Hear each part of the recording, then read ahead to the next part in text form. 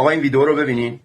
دین ما عید قدیر را عید می‌داند، عید فطر و عید قربان را عید می‌داند، عید مبعث را عید می‌داند، عیدی که جنبه عقلانی داشته باشه. علف از توی زمین در میاد، برای من که عید نیست، برای اون گاو و خر عید است که باید بهتر بچره. فکر کن تو این وضعیت بعد جامعه 80 میلیون ایرانی چشمشون رو همه بدبختیاشون بستن، دارن خودشون آماده میکنن برای سال جدید، برای نوروز دارن خرید میکنن، آماده میشن برای عید.